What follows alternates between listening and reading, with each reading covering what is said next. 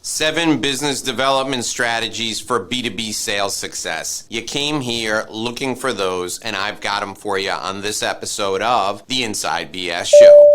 Hi, my name is Dave Lorenzo, and you're joining me today because you want to grow your business. Perhaps you want to take your business from 6 figures to 7, or you want to grow to multiple 7 figures in your business, and you're in the right place.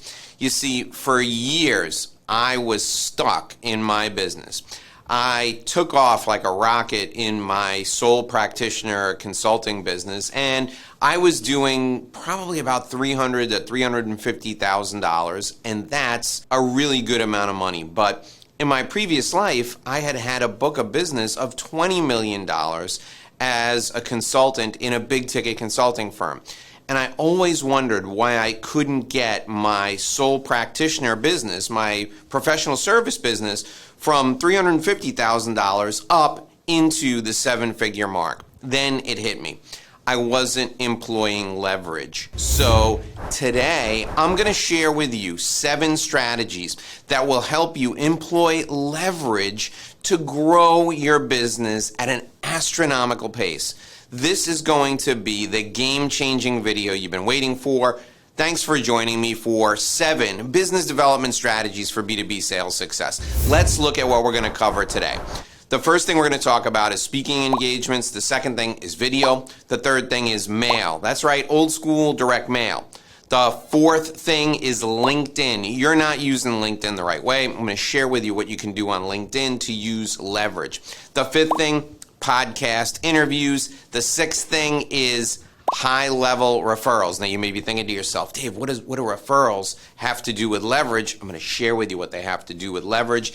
And then the seventh thing is the one strategy that changed everything for me in my business. It's the one thing you can't afford to miss. This game-changing strategy is going to be delivered at the end of our time together, so be sure and stay with me all the way through today's session. Okay, let's get started by jumping right into the content. The first thing I want to share with you is speaking engagements. Now, I did speaking engagements when I worked in big ticket consulting, and I got paid a lot of money to do them. And, well, my company got paid a lot of money when I did them. But the big thing was, in speaking engagements, I always generated high quality leads. Why? Because I had massive credibility. I was in front of a room full of people. Someone introduced me. I shared great information, and people always wanted more. So with you, delivering speaking engagements shows that you're a leader in your field. And the one thing you need to do to make sure you're hitting it out of the park with speaking engagements is targeting the right audience. You see, you can give speeches to an audience that's not good for your business, and you'll still get a lot of applause. You'll get standing ovations, but nobody will call you afterwards. So the battle for speaking engagement success is won or lost when you decide who you're going to get in front of as a speaker. Getting in front of the right audience is key. Now, how do you decide which audience is right for you? Well, what I realized when I was doing, mid 6 figures in my business, and it took me to 7 figures, was that I was in front of the wrong audience. And to get in front of the right audience, I asked my clients, hey, what organizations do you belong to? Where do you go to get industry information? And who do you talk to at those events to get in front of the room and speak to those groups? Do you know, every single one of my clients belonged to an industry trade association, and they all knew who the event coordinators or group organizers were. And they were more than happy to share that information with me, share those contacts with me. And I got in front of all of those organizations, and I quadrupled the size of my client base just through speaking. So speaking engagements is a great way to grow your business from 6 figures to 7. It's one of these fantastic business development strategies for B2B sales. The second thing is video. If you scroll through my YouTube channel right now, you'll see videos from 2008. Handsome, skinny guy with a bad haircut. That's me. But you'll notice those videos have tens of thousands, some of them hundreds of thousands of views. I was doing video in 2008, and I got some fantastic clients. In fact, those videos, even though the quality isn't up to the standard of, say, the videos I make today, those videos still deliver great clients to me because dozens, if not hundreds of people in my target audience watch them. So here are 3 things I did with my videos to take me from 6 figures to 7. The first thing is, when I started out on YouTube, I focused on a niche market. I focused on a very narrow market. I only worked with lawyers, and I focused on making videos for lawyers. Now I work with all professional service people. I even work with people outside of professional services if they're in high ticket sales. And my videos have broadened out, and that's probably what drew you to me. But when you're starting out, go narrow with your audience. That's the first thing. The second thing was I delivered quality educational content, just like I'm doing right now. I didn't hold anything back. I didn't save any secrets for later. I shared everything. I left it all on the table in my videos. And the third thing was I spoke to the audience as if we were having a one-on-one conversation. You see, I'm here to develop a relationship with you. I'm not here to be in the front of the room like a teacher just delivering information. I want you and I to continue down this road together, and I want you to watch 10, 20, 100 different videos from me. So I approach video as if you and I are sitting in the room together, just having a casual conversation. If you do this with video, you can take your business development strategy and catapult your B2B sales through the roof. The third thing I did to grow my business from mid 6 figures to 7 figures was I employed direct mail. Now, I know what you're thinking, Dave. Listen, people don't like junk mail. In fact, nobody even really pays any attention to the mail anymore. You know who pays attention to the mail? People in B2B pay attention to the mail. If you go to any office, even if most people are working virtually, they're still getting packages, they're still getting letters in the mail. I want you to mail to your ideal clients at least once a month. And I want you to send them letters. I want you to send them packages with trinkets and all kinds of things that are going to pique their curiosity. The key to success with direct mail is consistency and creativity. The more creative you can be in sending things to your ideal client audience, the better off you're going to be because they're going to want to find out more about you. So when you combine these other strategies with direct mail, it's a home run. Now, you may be thinking to yourself, Dave, you talked about leverage at the beginning of our time together today. What leverage is there in direct mail? I can take the same letter and write it to 100 CEOs and print it off on my printer with a mail merged from Excel into Word and put it in an envelope and send it out. That whole process takes me about 25 minutes. I know, I do it every month. In fact, I have my assistant do it every month. I don't even touch it now. I write the letter one time and it goes out to hundreds of people. And I get about a 1% to 2% response rate. So think about that for a minute. For every 100 letters I send out, 1 or 2 people will call me up and they'll go, hey, I've been getting your letters. They're really great. Let's set up a meeting to talk about how we can work together. What effort does that take? Almost none, because I use the same letters in a rotation over and over again. I have 36 different letters. I send them out in a 3-year rotation. I have 24 different types of packages where I send out everything from coffee mugs to old shoes. Yes, I've sent out old shoes. More on that in a different episode of our show on direct mail. But creativity, consistency, direct mail is great leverage, and it will help you grow your business, grow your B2B sales through the roof. All right, the fourth thing I want you to do is LinkedIn. Now, here's the thing about LinkedIn. You can't spend all the time on LinkedIn doing it yourself. So I don't want you to violate LinkedIn's terms of service, but here's what I want you to do. I want you to find an assistant. They can be an assistant in your office or they can be a virtual assistant. And I want you to have your assistant go through your LinkedIn account looking for people who look just like your ideal clients. You're going to give your assistant the profile of your target, and then you're going to have your assistant use the same strategy we're using with direct mail.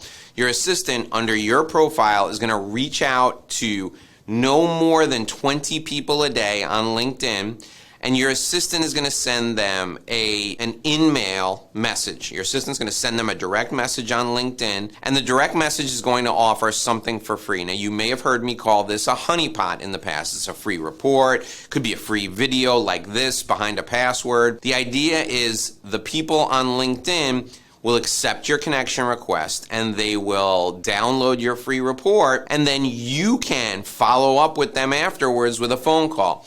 So your assistant reaches out to 20 people every day on LinkedIn, and then 2 or 3 of them are going to say they're interested. You follow up with a phone call once a week. Think about it this way. If you're getting 2 leads every day, by Friday you'll have 10 leads. You make those 10 phone calls. That's a fantastic way to use leverage on LinkedIn without you having to do any of the work until the people on LinkedIn are ready to hear from you directly. The 5th thing I want you to do, podcast interviews. Now, if you go back through the old episodes of my podcast, the Inside BS Show, you'll find interviews. And I did interviews with authors and some entrepreneurs, and that was great, and people were entertained by that. I want you to shift your strategy a little bit, and this is what I'm doing now with my podcast. I'm focusing on people that I want to do business with as the subject of my interviews on my show. Now, why am I doing this? Well, because CEOs, entrepreneurs, business executives are flattered, and they're happy to do media interviews. If you've built up a decent sized audience, and this could be as many as 20 people a month who listen to your show, you don't have to tell people that 20 people are who's listening to your show. Just say, I've got an audience of hundreds of people listening to my show, because 20 people a month over 5 months is 100 people, so you got hundreds of people. I've got an audience of hundreds of people listening to my show. I'd like to invite you on to do an interview. So what does this do? It strokes their ego. It keeps you and them focused on them as a client for you, and they focus on the value you provide.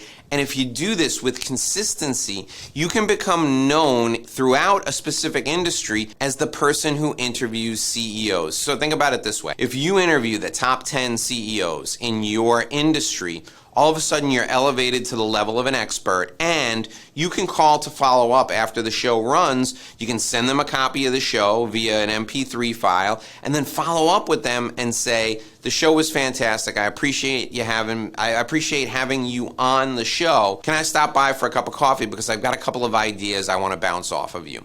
You have a relationship with them after they appear on the show. 80 to 90% of the time, they're going to accept the opportunity for you to go and do a sales call with them after they've appeared on your show. This works like a charm.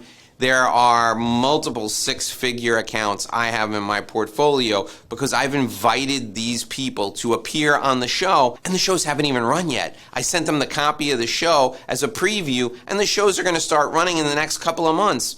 It's a fantastic strategy, and it's a great way for you to leverage podcast interviews for business development purposes. All right, the 6th thing I want you to do, high-level referrals. I want you to reach out to the people you know in your client database, and I want you to connect them with other people. But here's what I want you to do. I want you to connect CEOs with other CEOs. Now, I know what you're thinking. Dave, I work with the mid-level person in XYZ company. I don't work with the CEO. Well, here's what I want you to do. I want you to go to the mid-level person you work with at XYZ company and say, hey, if I got a meeting for your CEO with the CEO of ABC company, do you think you would be able to get me on the phone with your CEO so that I could set up that meeting? The mid-level person is going to go, yeah, absolutely. He would love to meet with that person. We'd love to do business with them. Then you're going to call ABC company and say, the CEO of XYZ company wants to meet you, Mr. CEO of ABC company. I want to make that introduction. Can I arrange a meeting and set it up between the two of you and introduce you? Now, what does this do? You're going to get the assistant of ABC company on the phone. She's going to go to her boss and she's going to go, hey, XYZ company wants to meet with you, CEO to CEO. This guy named Dave wants to set it up. Should I tell him you'll do it? And he's going to say, yeah, sure. You're going to be able to set up these 2 CEOs even if you've never met them, and you're going to be the one who makes the introduction. Now, this works about 50% of the time, but think what you're doing. You're reaching out and you're making calls to CEOs to introduce them to each other, and that's a way to elevate your status, and it's a way to employ leverage. All right, Now, I promised you a game-changing strategy. I promised you the final strategy of our show, and I'm going to get to that in just 1 minute. Before I do, I want to give you a gift. If you look down in the show notes here, if you scroll down into the description, you'll see a free gift from Dave. That's my Revenue Roadmap Guide. I want you to click on that website. Go to revenueroadmapguide.com, revenueroadmapguide.com. Go to that website right now. You'll be able to download my business development system, and these are business development strategies for B2B sales success, but it's in a system format. You can leverage this system right now to grow your business at an astronomical pace. If you thought this video was great, you got to go to revenueroadmapguide.com. Go there right now and you'll be able to get this system that will put your business development on steroids. It's a B2B sales success machine. Okay, here's the game-changing strategy for you in growing from 6 figures to 7 in business development. Game-changing strategy is strategic alliance partnerships. What does this mean? Ask your clients who else is selling something to them, and then go out and meet with those people. When you find someone who's targeting the exact same clients that you're targeting, I want you to work with them, and I want you to introduce them to your clients and have them introduce you to their clients. What does this do? It takes your credibility and passes it through to them. It takes their credibility and passes it through to you. It puts your business development on steroids. So if you want B2B sales success, you've got to employ a strategic alliance partnership. Do it right now. It's a game-changing strategy. If you want more information just like this that will help you be successful in business development, scroll down. There's another video filling in right below me. Scroll down right there. Click on that video right there, and I'll see you in our next video.